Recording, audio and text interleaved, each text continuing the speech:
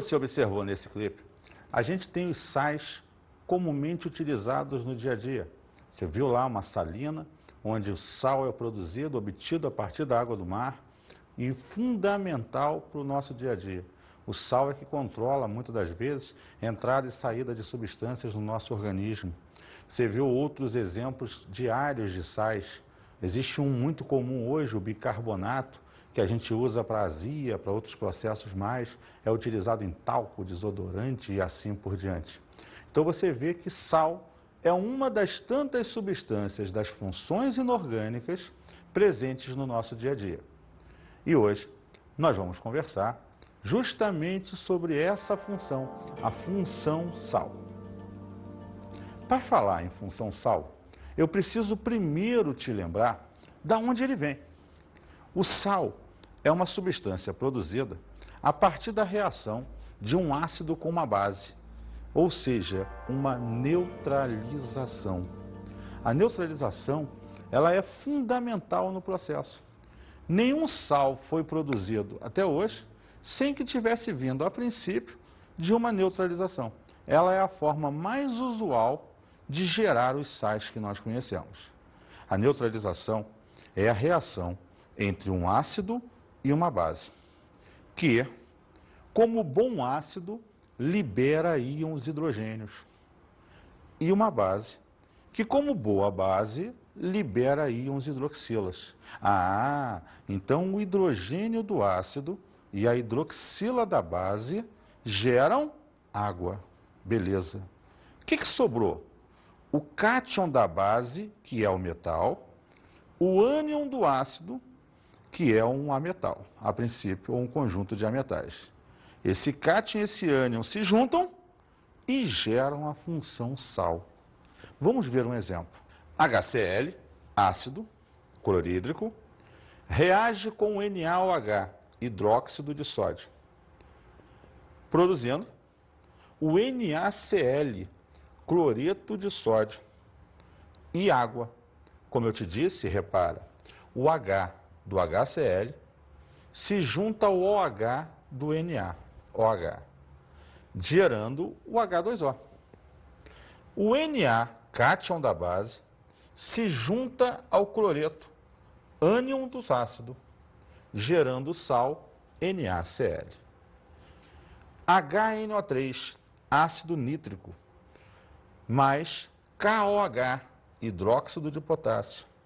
Como em cima, o hidrogênio ácido reage com a hidroxila da base, gerando a água.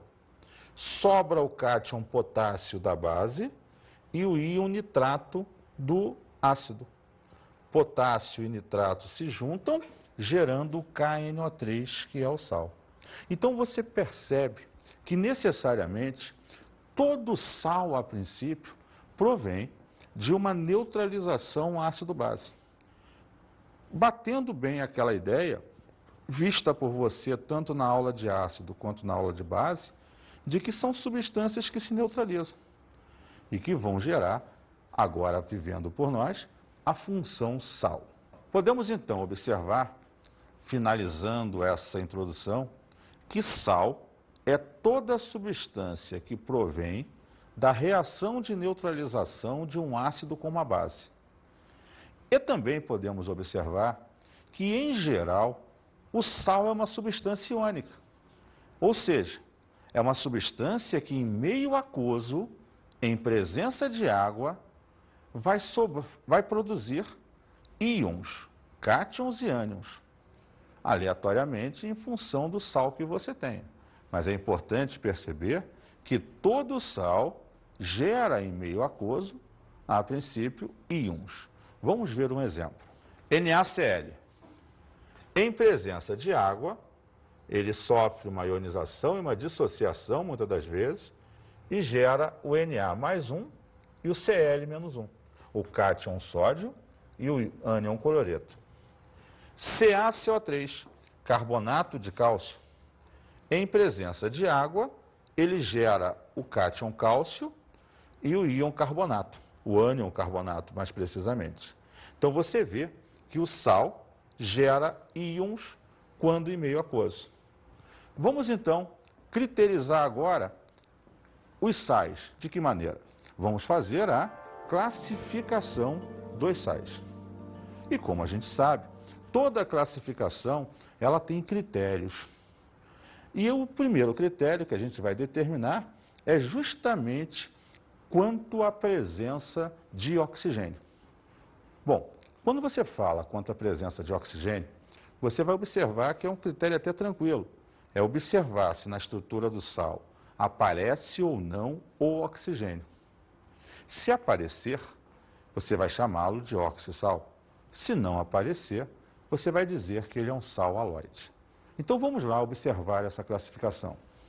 Sais aloides são aqueles que não apresentam oxigênio. Por exemplo, NaCl, KBr, NaCN, KCl.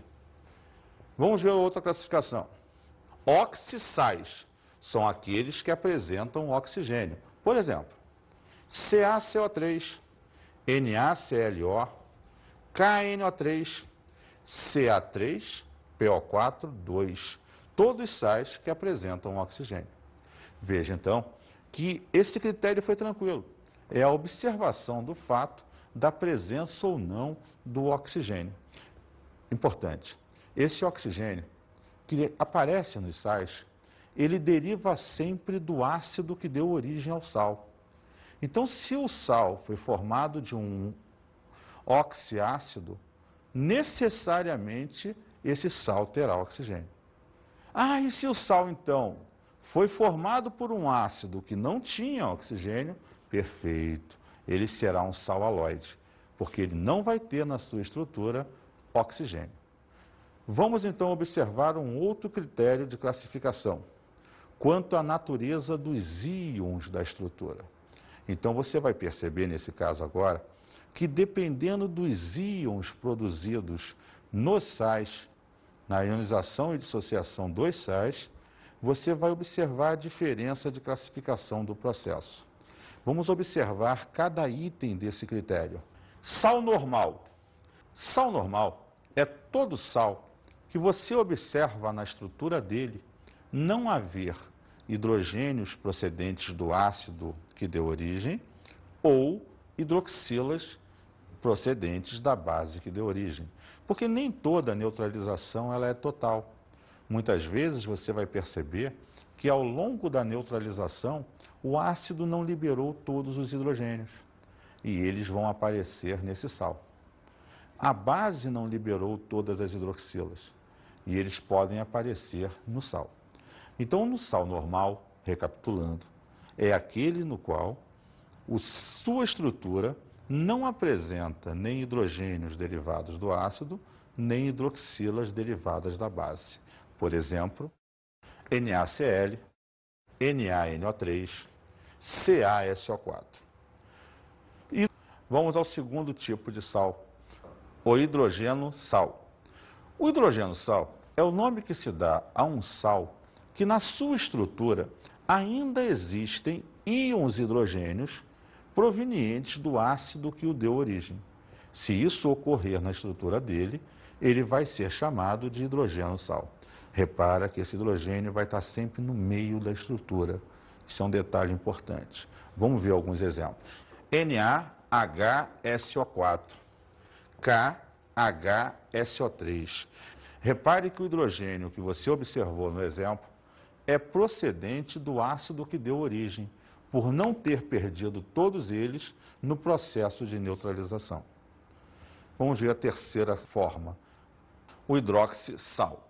Nesse caso, o sal formado, ele apresenta na sua estrutura ainda uma hidroxila, procedente da base que lhe deu origem, por ela não ter na neutralização perdido todos os seus íons hidroxilas. Vamos ver um exemplo. CaOHCl, MgOHBr. Repara você que em ambos os casos você vê um OH no meio da estrutura, que é justamente a hidroxila gerada a partir da base por não ter perdido todas. Vamos ao terceiro critério de classificação, quanto à presença de água no retículo cristalino, ou seja, quantidade de água que algumas substâncias, ditas muitas vezes de higroscópicas, aderem à sua estrutura. Imagina a molécula do sal e a própria umidade da atmosfera vai agregando moléculas de água a ela. Se isso acontecer, você vai dizer que esse sal é hidratado. Se isso não acontecer, você vai dizer que esse sal é anidro. Essa é a classificação que a gente vai avaliar. É a presença ou não de água na estrutura daquele sal, no retículo cristalino daquele sal. Vamos então à classificação. Sal hidratado. O sal hidratado é aquele que vai apresentar no seu retículo a presença de água na estrutura da molécula. Por exemplo, CaCl2, ponto 2 de água. O ponto caracteriza a união das moléculas de água na estrutura do sal. Outro exemplo, CuSO4, ponto 5 de água. Ele agregou à sua estrutura 5 moléculas de água. Outro exemplo, MgSO4, ponto 7 de água. Veja então que em todos esses casos, os sais aderem à sua estrutura a moléculas de água. As quantidades são em função do próprio sal, da quantidade de moléculas, devido à sua estrutura, que podem se agregar ao sal. Vamos ver o outro lado, o sal anidro. O sal anidro é o tipo de sal que não terá moléculas de água agregadas à sua estrutura, pois ele não é higroscópico, ele não tem essa atração natural que os sais normalmente têm por água, no caso das moléculas dos sais hidratados. Ele, então, é o tipo de sal que não apresenta água no seu retículo cristalino. Vamos ver um exemplo. NaCl, o MgSO4, o NaKCO3, são sais que, em geral, não apresentam essas moléculas de água. Deixa eu te mostrar um pouco melhor, com um exemplo prático, como é que a gente percebe isso. É interessante perceber que, em geral, quando o sal é higroscópico, quando o sal é hidratado, ele atrai água para a sua estrutura, ele modifica a sua cor. Aqui nós temos, por exemplo, sulfato de cobre. Um sal muito comum, quem tem piscina em casa e tudo mais, de observar no tratamento dessa água. Esse sal é azulado devido à presença de água. Será mesmo? Vamos ver.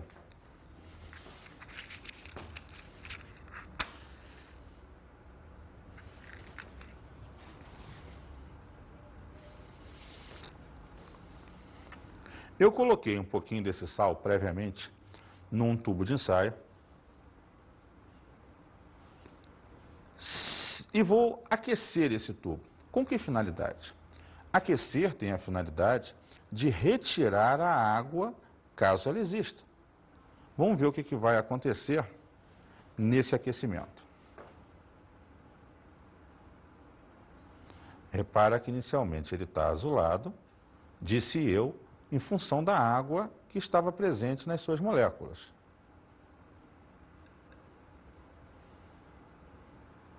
Você vai começar a perceber na boca do tubo a saída de vapor daqui a pouco, caracterizada justamente pela água que estava no retículo do sal.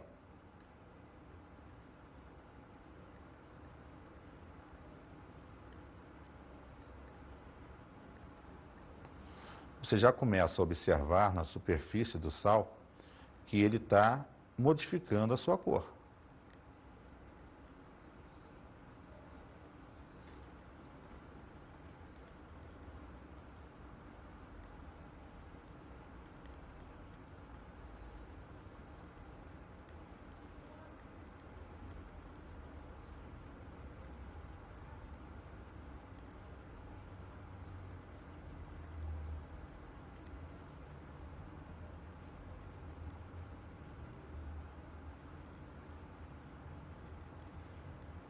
Ele está ficando branco devido à saída das moléculas de água.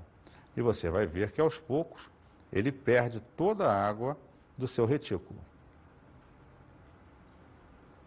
Acho que já deu para você perceber, eu botei muita quantidade, a cor branca se formando devido à saída dessa água.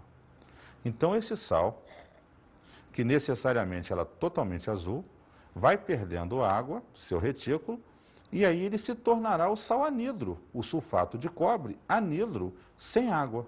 Agora imagina você que eu deixe cair um pouquinho de água dentro desse tubo.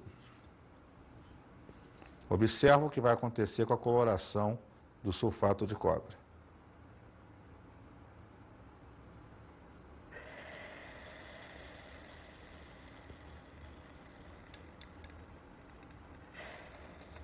Voltou a ficar totalmente azul. Ou seja, ele foi reidratado forçadamente por mim, para te mostrar que a presença de água no retículo, primeiro ponto importante, modifica a cor da estrutura. E necessariamente existem sais que realmente são atraídos por essas águas e se associam a elas. Um outro exemplo muito interessante é esses bibelôs que você compra normalmente, os galinhos de tempo. O vendedor vai, olha, se for chover, ele vai mudar de cor. E quando está um dia quente, ele fica com outra cor. O que é isso?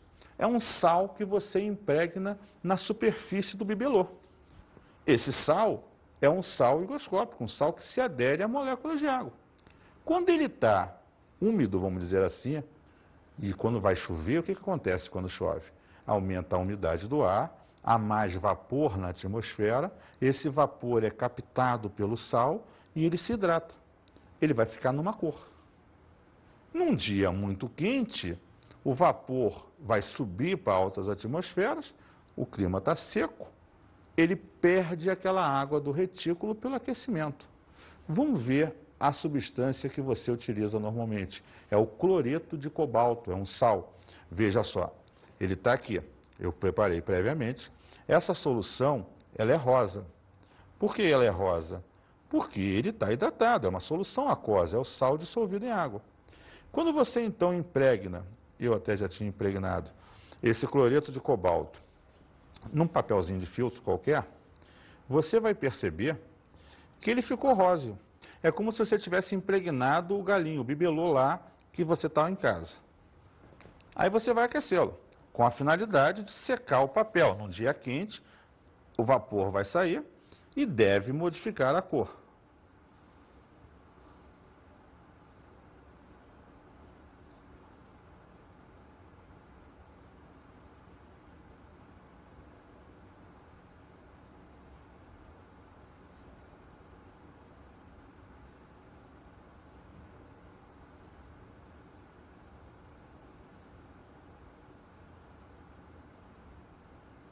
Como você já pode observar, o aquecimento vai retirando a água e o sal que estava presente modifica a sua cor devido à perda de água.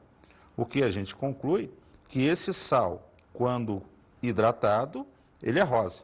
Esse sal anidro, sem as moléculas de água, ele fica azul.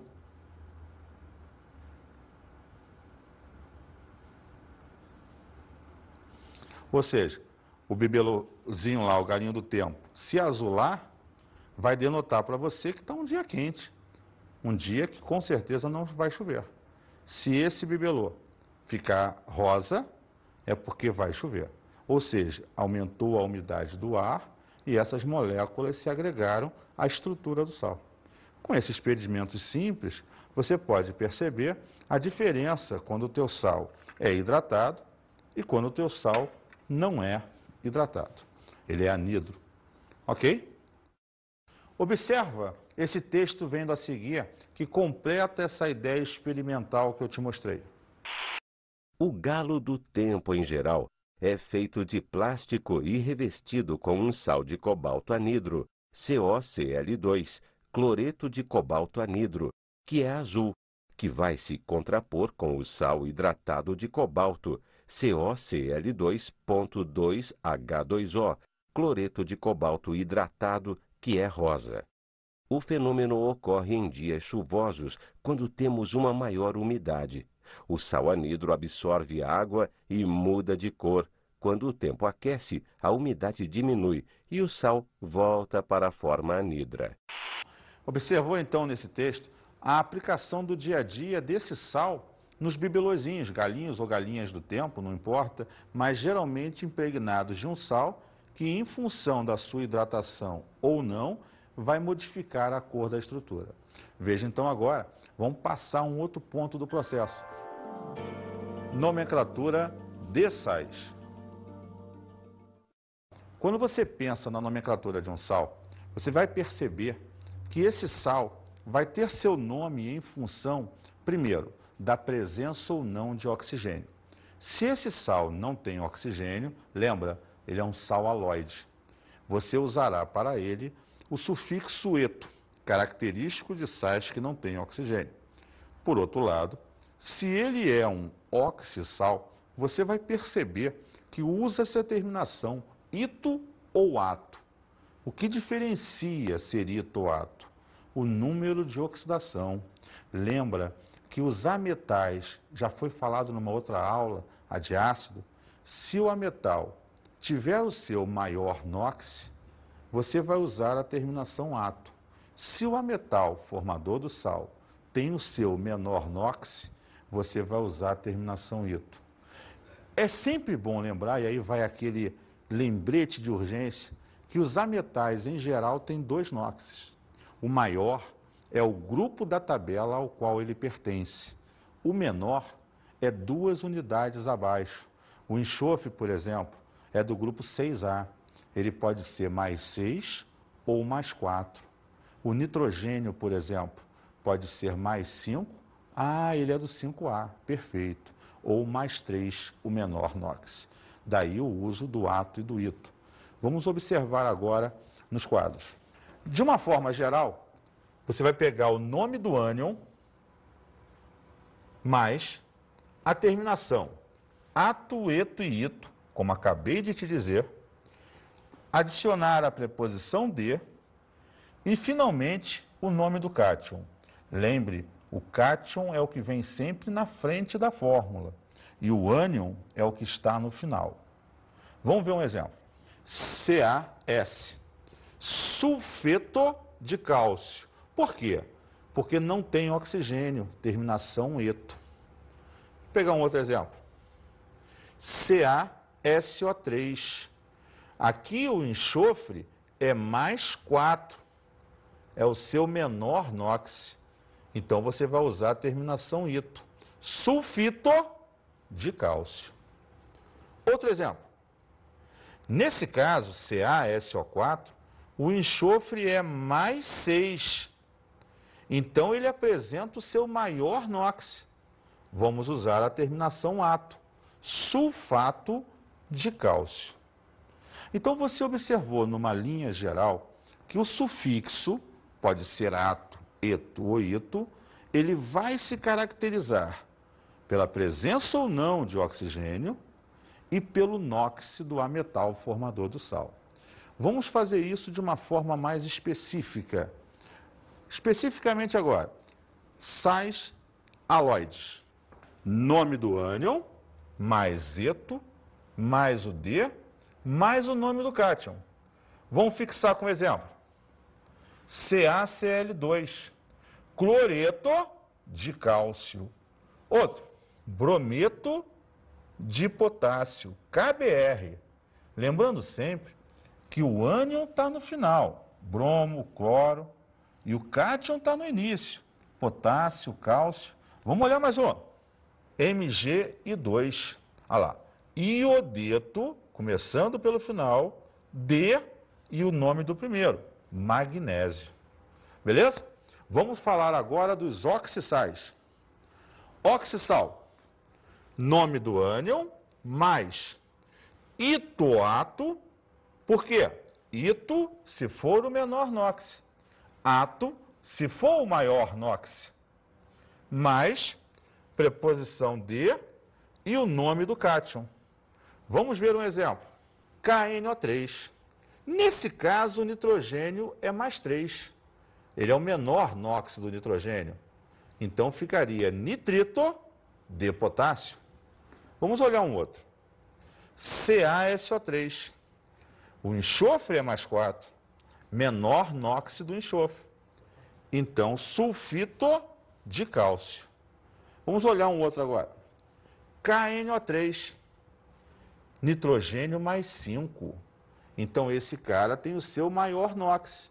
Vai ser chamado nitrato de potássio. E vamos ver mais um? CaSO4. O enxofre aqui é mais 6. Seu maior NOx. Então ficaria sulfato de cálcio. Então, fechando a ideia contigo. Lembrar, não tem oxigênio, termine eto. Tem oxigênio, passe a olhar para o NOx. Se for o menor, ito. Se for o maior, ato. Beleza? Vamos falar agora sobre uma curiosidade salina. Muito interessante, por sinal. Vamos falar um pouquinho sobre os extintores de incêndio. Primeiro ponto importante. Como é que o extintor apaga o fogo? Como é que você apaga o fogo? Pega o extintor, abre lá. Como é que é isso? Bem, funciona da seguinte maneira. A queima, a combustão, ela é uma reação normalmente entre o oxigênio do ar e o combustível que você botou para queimar. Toda reação requer contato. Enquanto tiver contato, está queimando. Como é que o extintor funciona? Ele joga o jato de uma substância lá, se ele for de CO2, é CO2, se ele for de água, água, pó químico. E esse pó químico, CO2 ou água, faz o quê? Ele entra em contato com o combustível e separa o combustível do oxigênio. Se separar as duas substâncias, o fogo acaba. Então a extinção do fogo, o bombeiro gosta muito de falar por abafamento. Não é o abafamento, é criar uma camada com a substância do extintor, separando os reagentes da combustão, o combustível e o oxigênio. Separou os dois, acabou. Eu queria, puxando a ideia do extintor, te mostrar que o extintor, ele produz o gás carbônico a partir de uma reação entre um sal e um ácido. Aí uma aplicação direta dos sais. Vamos olhar aqui a reação do exemplo. O bicarbonato de sódio, o sal em questão, o NaHCO3, reage com o ácido sulfúrico. Veja bem, você tem um recipiente com bicarbonato e o ácido sulfúrico num recipiente paralelo. Quando você abre esse recipiente, o ácido é jogado onde está o bicarbonato e reage, voltando, produzindo o sulfato de sódio, o Na2SO4, o gás carbônico, CO2 e água. Esse gás carbônico e água produzido sob pressão é jogado sobre o fogo, fazendo com que o combustível que lá estava pegando fogo se separe do oxigênio. E, por abafamento, vamos botar, esse fogo se extingue. Interessante, então, que você usou um sal para apagar o fogo no extintor de incêndio. Mas nem sempre as coisas são tão assim. Existem sais também que podem provocar. Deixa eu te mostrar um negócio legal aqui. Olha só. Eu coloquei um pedaço de papel, coloquei uma substância química e vou pegar um sal. E vou jogar esse sal .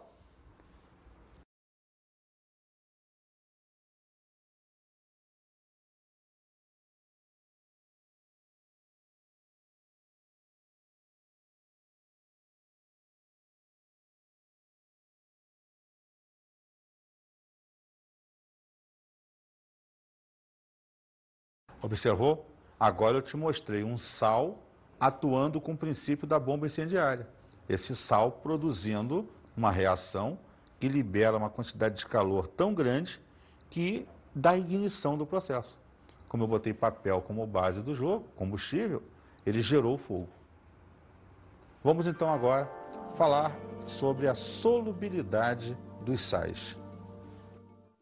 A solubilidade dos sais é a observação da maioria dos sais se dissolvem-se ou não em água. Existem sais de alguns cátions que não se dissolvem em água, outros se dissolvem, são solúveis ou insolúveis. Vamos ler o texto a seguir e ouvi-lo também. São vários os fatores que influenciam a solubilidade de um sal, o que torna muito difícil esta previsão. Por esta razão, costuma-se consultar e construir tabelas de solubilidade. Você não tem que decorá-los. Você tem que observar em função das tabelas e conhecer os principais. Vamos observar essas tabelas agora. Se temos nitratos e acetatos, todos são solúveis. Então você não encontra nenhum insolúvel. Esses sais são todos solúveis. Próximo. Se temos cloretos, brometos e iodetos, vamos observar que os de prata, magnésio e chumbo são insolúveis. Todos os outros cloretos, brometos e iodetos são solúveis. Vamos ver mais um. Sulfatos. Se observarmos o de cálcio, estrôncio, bário e chumbo, serão insolúveis. Todos os demais elementos formam sulfatos solúveis. Vamos ver mais um. Os sulfetos, você vai perceber que os de metais alcalinos terrosos e o de amônio são solúveis. Todos os demais elementos formam sulfetos insolúveis. Beleza? Outro, vamos lá. Carbonatos e fosfatos, necessariamente, de metais alcalinos e amônio, são solúveis. Todos os demais são insolúveis. Observou, então, que você não tem que ficar decorando isso tudo. Porque vão existir tabelas que te mostram quando ele é ou não solúvel. Mas é importante você entender que existe esse fato de, dependendo do cátion ou até do ânion, ele ser ou não solúvel. Beleza? Vamos observar um outro ponto importante do jogo. Cátions variantes. Se o NOx daquele cátion for o menor, você usará a terminação oso. Se o NOx daquele cátion for o maior, você usará a terminação ico. Os mesmos oso e ico que você usou em ácido e base. Vamos ver um exemplo. FeCl2, FeCl3. Cloreto nos dois. Porém, como o ferro é mais 2 no caso de cima e mais 3 no caso de baixo, necessariamente eu tenho que diferenciar o nome.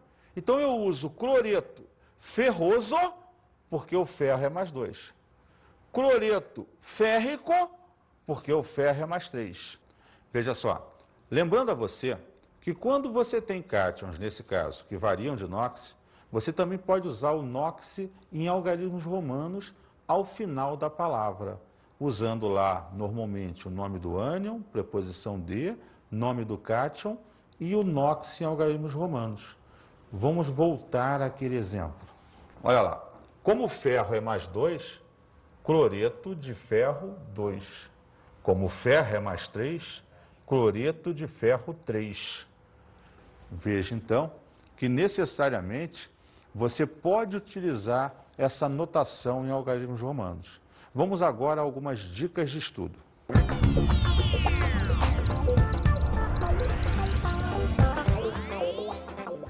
Procure observar os sais à nossa volta, a utilização dos mesmos e um sal em particular. Procure na internet, em livros, estudar sobre o uso do bicarbonato. Ele é um sal muito útil e utilizado hoje em desodorantes, perfumes, talcos, contra azia e etc. Você vai ver como é muito interessante esse assunto. Um grande abraço e até a próxima oportunidade.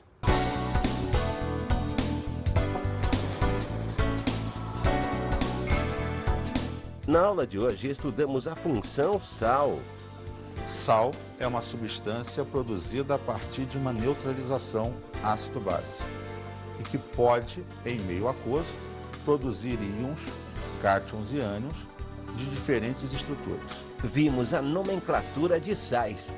Quanto à nomenclatura, é importante sempre diferenciar aqueles dois pontos. Primeiro, se tem ou não oxigênio. Se não tem, eto. Se tem, olhar o NOx. Menor NOx, use o ito. Maior NOx, use o ato. Bons estudos!